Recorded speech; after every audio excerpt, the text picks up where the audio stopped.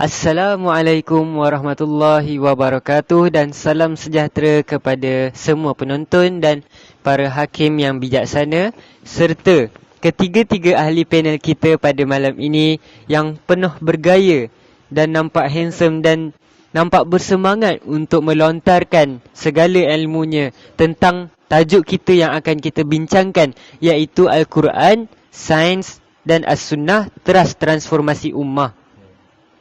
Seperti yang kita tahu, Al-Quran merupakan suatu mukjizat yang diturunkan oleh Allah kepada Nabi Muhammad sallallahu alaihi wasallam sebagai panduan umat Islam.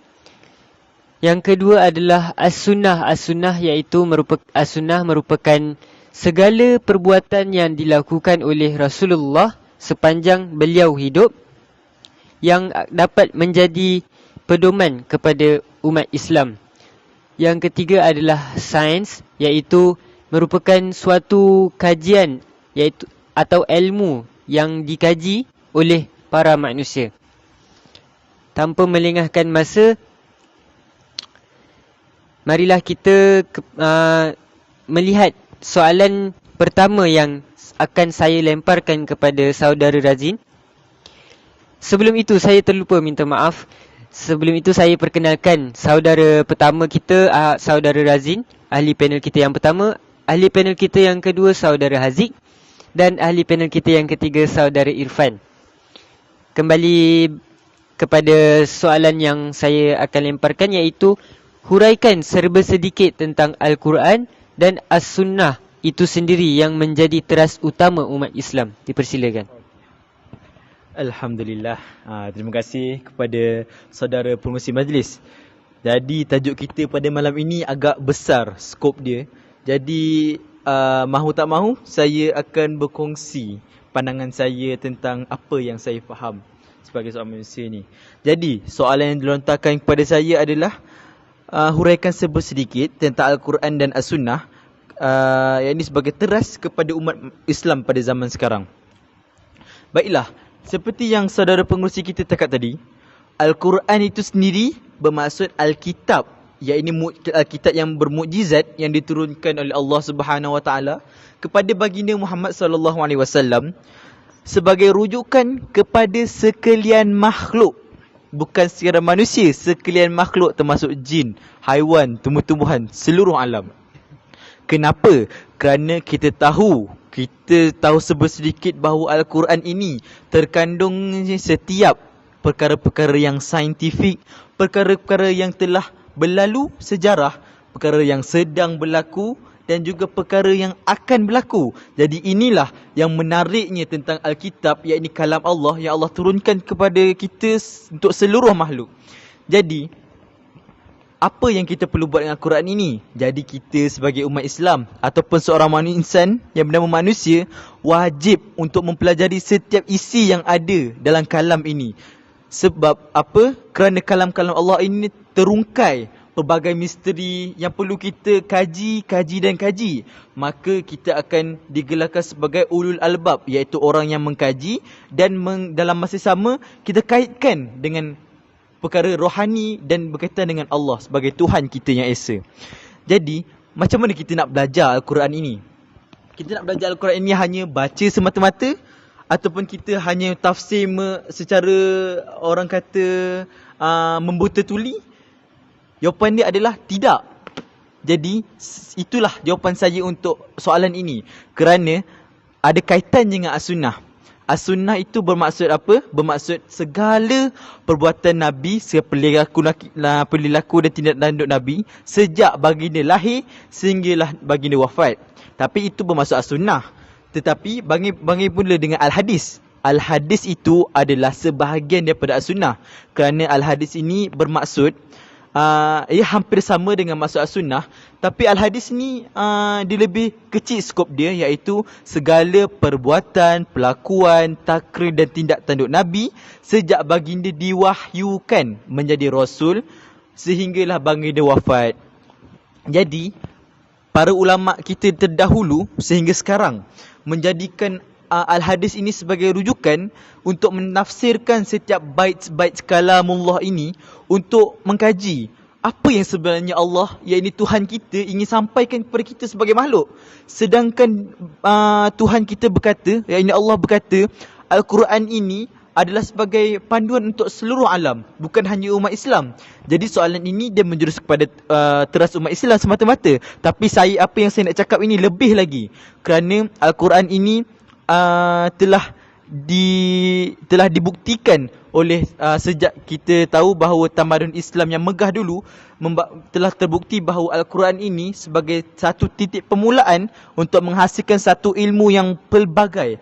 Kerana kita tahu bahawa orang yang satu zat yang paling berkuasa dan paling bijaksana hanyalah Allah yang Maha Esa.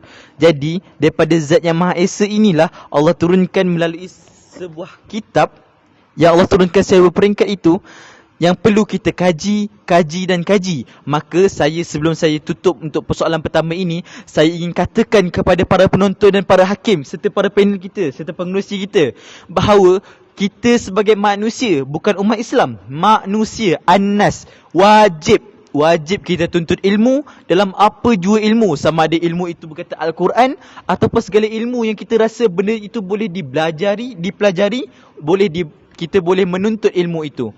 Jadi kita hidup ini adalah untuk mencari ilmu, untuk kuatkan lagi diri kita. Wallahu a'lam bissawab.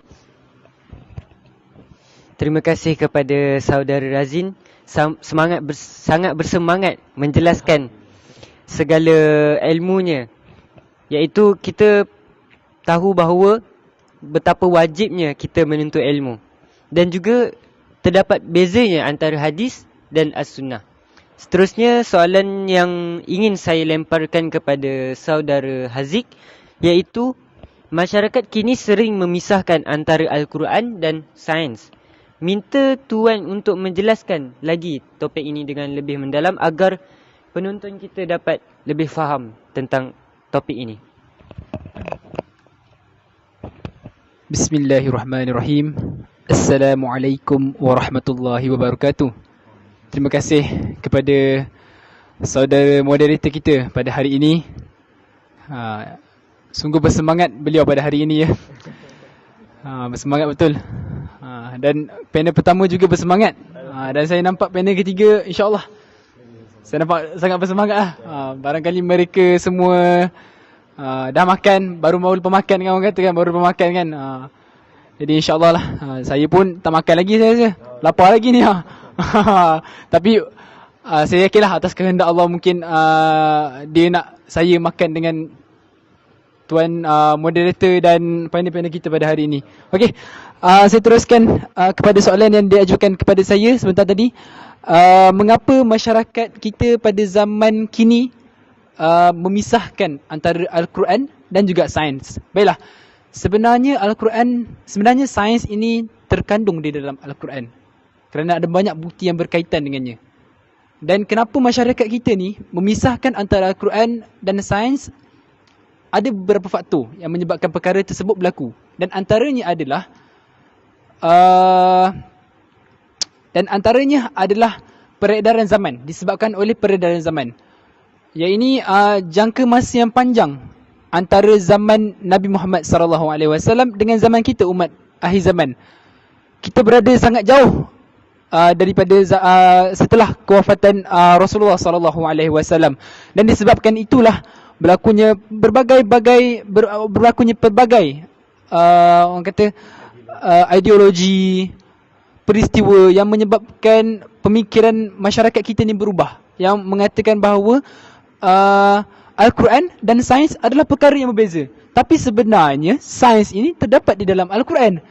Dan antara faktor yang lain pula adalah, saya setuju dengan apa yang disampaikan oleh panel pertama kita tadi, sebentar tadi, bahawa kita wajib mempelajari pelbagai ilmu, termasuklah ilmu Al-Quran ini.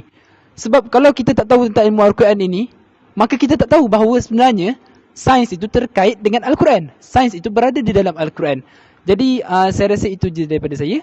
InsyaAllah kita teruskan dengan panel ketiga pula. Terima kasih.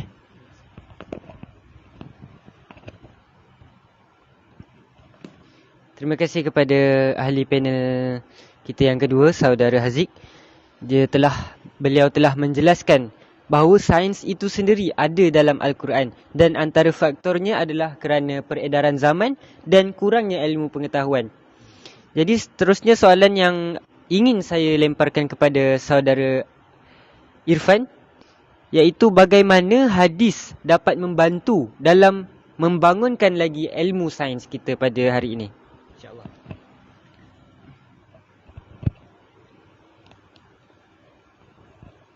Bismillah, Alhamdulillah, Assalamualaikum warahmatullahi ta'ala wabarakatuh. Terima kasih kepada Tuan Pengerusi Majlis yang dihormati, Tuan panel pertama, Tuan Razin, Tuan panel kedua, Tuan Muhammad Haziq. Sungguh bersemangat je panel pertama dan panel kedua, rasa tercabar. Rasa macam subhanallah, hebatnya, betapa kecilnya ilmu saya kat sini. Jadi apa yang ditanyakan oleh pengerusi majlis tadi, bagaimana ilmu sains dapat dikembangkan melalui hadis dan as-sunnah.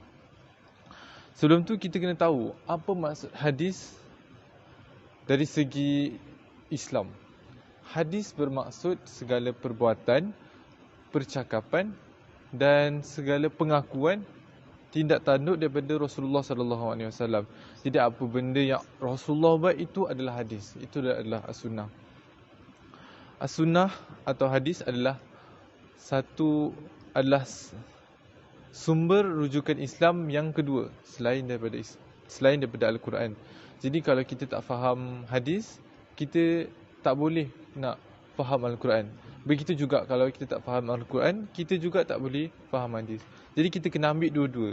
Sebab itulah dua-dua sumber rujukan ni adalah sangat penting untuk menjadi seorang Muslim yang beriman. Jadi apa yang hadis ni dapat membuatkan ilmu sains ni menjadi berkembang? Pada pendapat saya, ada hadis mengatakan jika seseorang itu mati, maka terputuslah daripada dia adalah kecuali amalannya, sedekah jariah dan ilmu.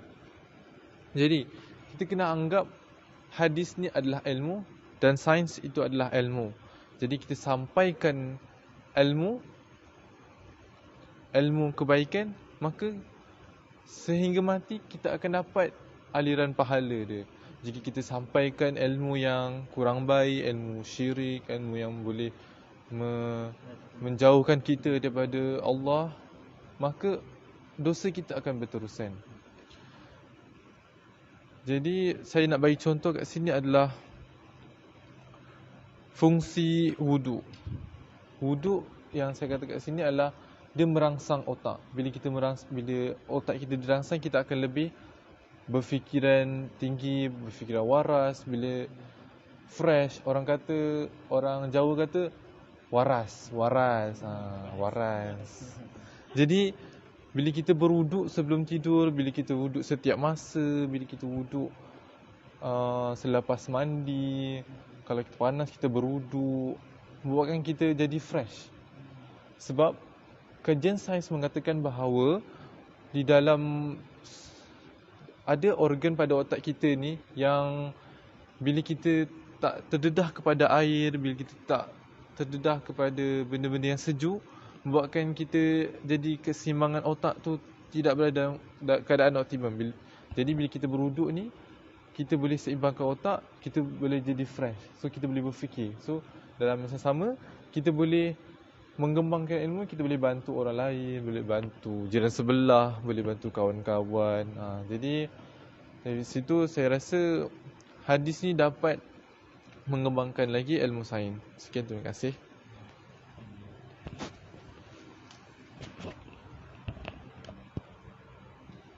Nampaknya sangat jelas perkongsian saudara Irfan kita tentang berkembangnya sains pada hari ini. Beliau telah menjelaskan bahawa kita perlu faham hadis dan as-sunnah. Dan juga apabila seseorang insan itu mati, segala amalannya, apa yang dibawanya adalah amalannya, sedekah jariah dan ilmu. Ilmu pula ada kepada dua, jika dia menyebarkan ilmu yang baik, maka aliran pahala itu terus berjalan. Jika dia menyebarkan ilmu yang membuat Allah murka, maka aliran dosanya terus berjalan.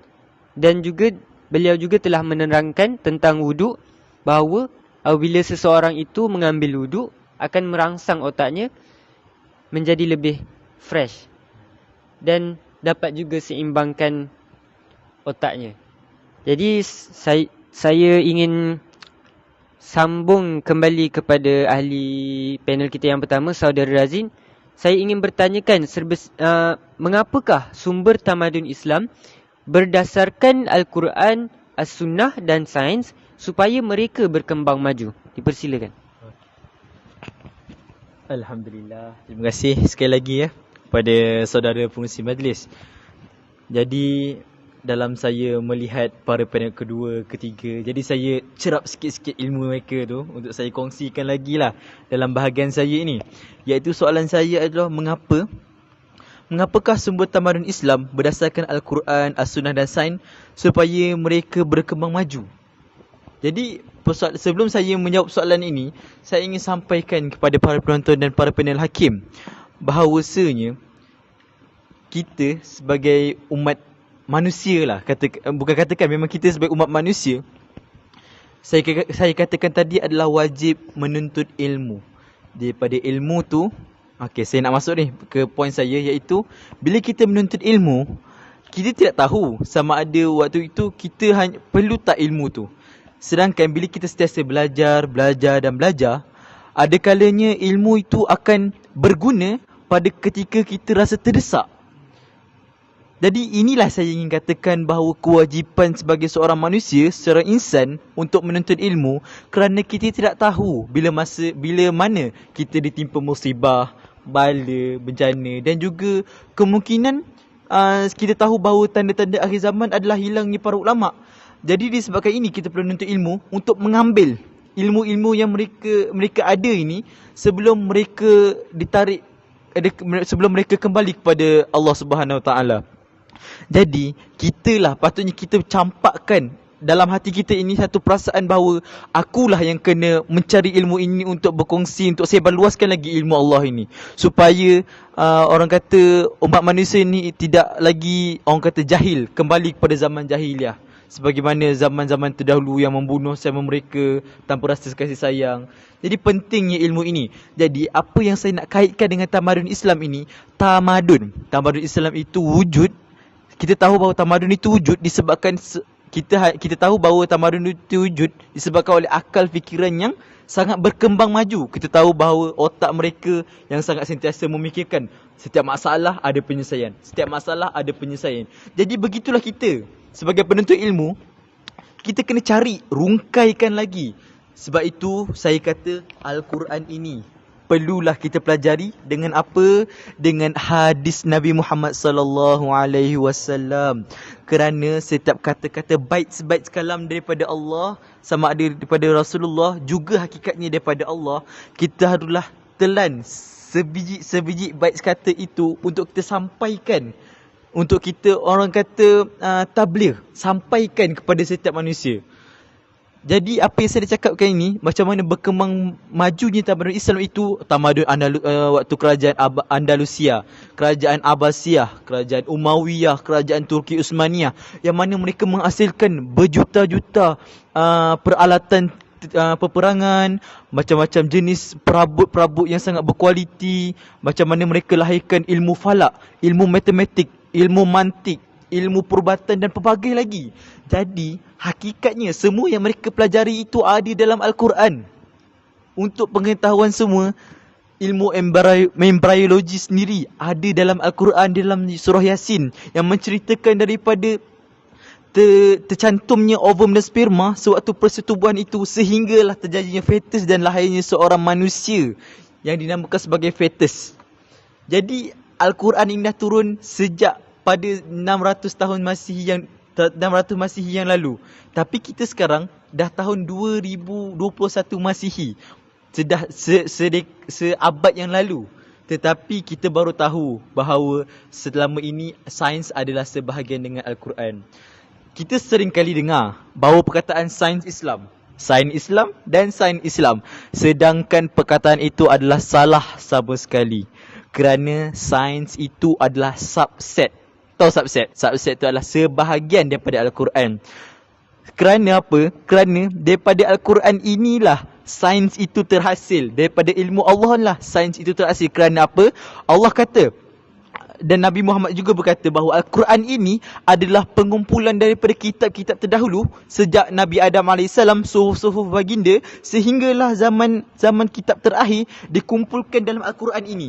Ini membuktikan bahawa segala ilmu yang Allah turunkan kepada para Nabi dan para Rasul terdahulu ada dalam Al-Quran. Kan apa saya kata sains ini dalam Al-Quran? Kerana kita tahu bahawa kisah Nabi Daud AS. Nabi Daud merupakan seorang Nabi yang telah diwahyukan oleh Allah dan telah diilhamkan oleh Allah sebuah ilmu sains dan falak, iaitu tentang ilmu alam. Baginda lah orang yang pertama yang menciptakan segala ilmu yang ada dalam dunia ini. Tapi hakikatnya ilmu itu daripada siapa? Ilmu itu daripada Allah. Sebab itu saya ingatkan kepada kalian semua untuk belajarlah, ikutilah pengajian Al-Quran. Kerana Al-Quran ini sebagai pencetus segala ilmu yang ada. Tidak hairanlah kita tahu tamadun Islam itu dah ada megah dulu. Tapi kita ini, tamadun Islam yang telah hancur, kita ingin bangkitkan kembali sebagai khilafah anbiya, khilafah akhir zaman. Jadi kita lah ingin bangkitkan semula ilmu-ilmu ini, tamadun ini. Jadi saya nak kata apa? Orang kata sejarah ini akan berulang jika kita tak pelajarinya. Jadi saya ingin ingatkan kepada semua pengerusi majlis dan para panel serta para penonton dan para hakim. Ingatlah bahawa kita pelajari sejarah itu bukan semata-mata ilmu, adalah untuk mengelakkan kita daripada terjatuh lubang 2 kali. Kerana kita tahu bahawa pisang tidak berbuah 2 kali. Jika berbuah 2 kali, rosaklah ia.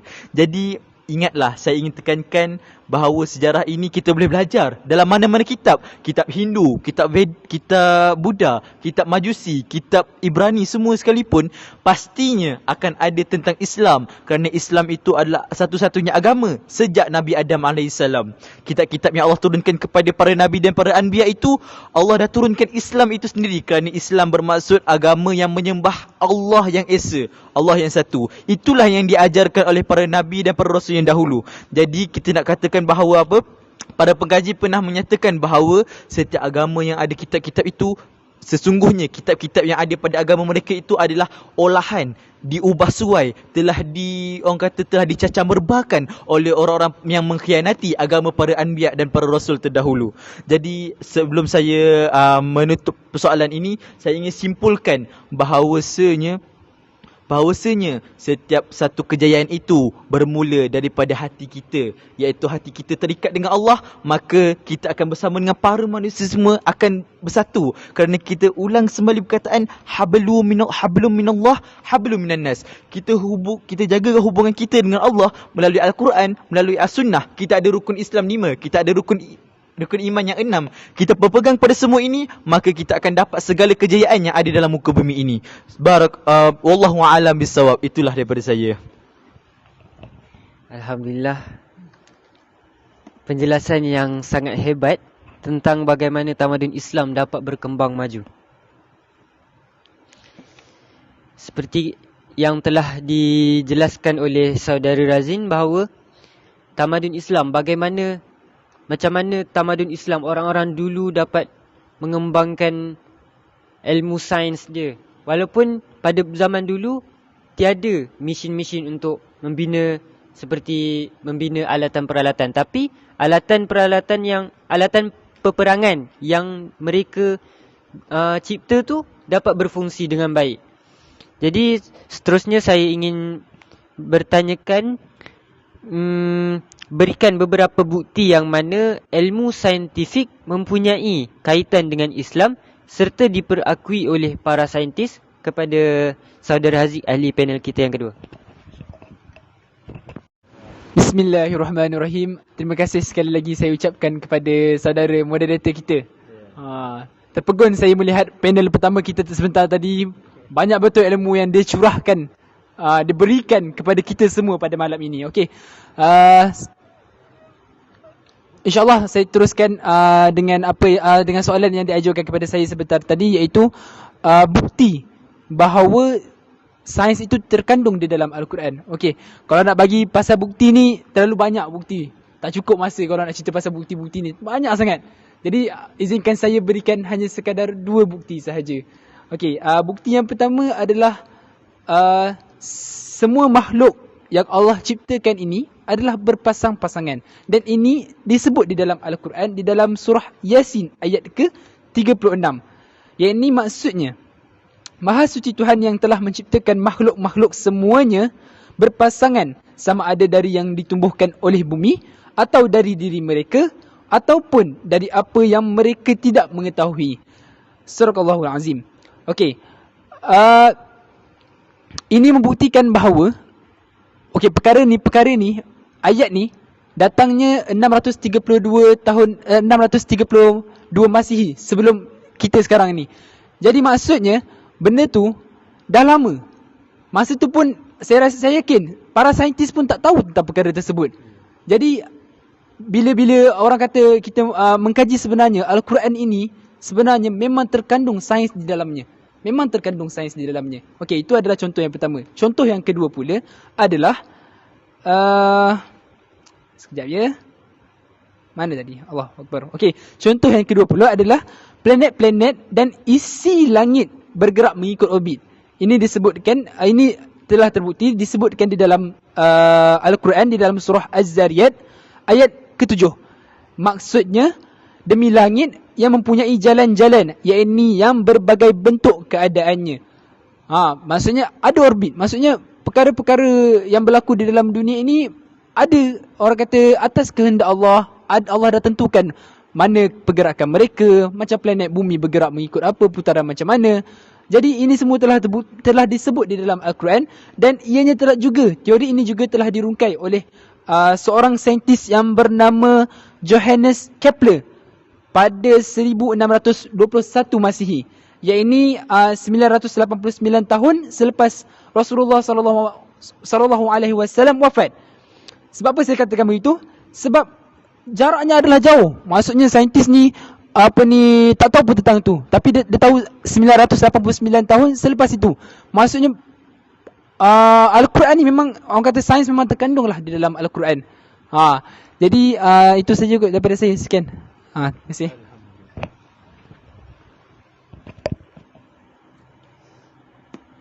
Terima kasih atas penjelasan yang sangat jelas.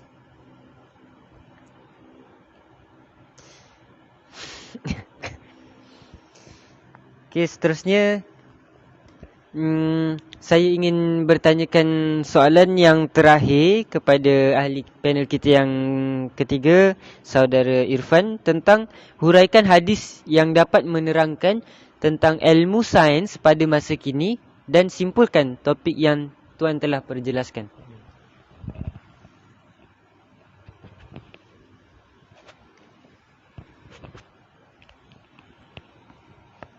Bismillah, terima kasih diucapkan sekali lagi kepada Tuan Pengerusi Majlis. Setelah melihat tadi apa yang dibincangkan oleh ahli panel kita yang kedua, dia kata kena bagi 2. Jadi saya pun kenalah bagi 2 contoh je lah. Sebab masa pun sangat-sangat mencemburui kita. Jadi contoh saya yang pertama adalah puasa. Kita sekarang dalam bulan Rejab. So jadi kita dekat sangat dengan bulan puasa. Apa yang nak saya sampaikan kat sini adalah ada hadis yang menyatakan, riwayat At-Tirmizi, yang bermaksud tidak ada bekas yang lebih keji yang diisikan oleh anak Adam daripada perut. Apa yang cuba saya sampaikan kat sini adalah kebanyakan penyakit adalah berpunca daripada perut. Sebab apa? Perut ni kita makan, kita berhadas, kita macam-macam kita makan burger, makan kentang, makan macam-macam lah makan. Jadi ada saintis daripada Amerika sendiri kata kebanyakan perut ni adalah merupakan satu punca yang membuatkan orang sakit banyak.